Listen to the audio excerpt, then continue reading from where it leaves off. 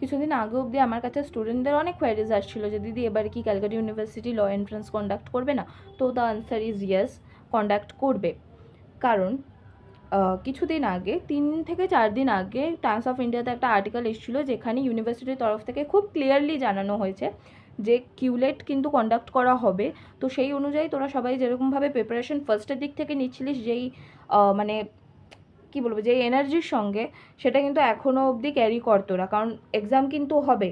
আর এটা কিন্তু তোদের কেরিয়ার, তোদের যদি মনে হয় যে এত লেট হচ্ছে কি বৃত্তান্ত কি না, এত লেট হচ্ছে কেন, কম বেশি তোরা সবাই জানিস যে কেন হচ্ছে। বার কাউন্সিল অ্যাফিলিয়েটেড কিছু ইস্যুস ছিল যেটা হওয়ার জন্য ইউনিভার্সিটি কোনো রকম কোনো এন্ট্রান্স কন্ডাক্ট করতে পারছিল না সেই সময়। যদি এই ইস্যুসটা পুরোপুরি সলভ হয়ে গেছে, তো এর কোনো মানে নেই যে এক্সাম হবে না। এক্সাম হবে না কেন কিছু স্টুডেন্ট এই ধারণাটা মাথায় নিয়ে ঘুরছে, আর কেই বা তাদেরকে বলছে যে এক্সাম হবে না, আমি বুঝতে পারলাম না। কিছুদিন আগে যেখানে বলা হয়েছিল ওখানে কিন্তু বলা হয়ে গেছে যে উইদিন অগাস্টের মধ্যে সমস্ত নোটিফিকেশান ইউনিভার্সিটি দিয়ে দেবে যে কবে ফর্ম ফিল আপ হবে, কবে এক্সাম হবে, কবে কি না, এক্সেট্রা এক্সেট্রা।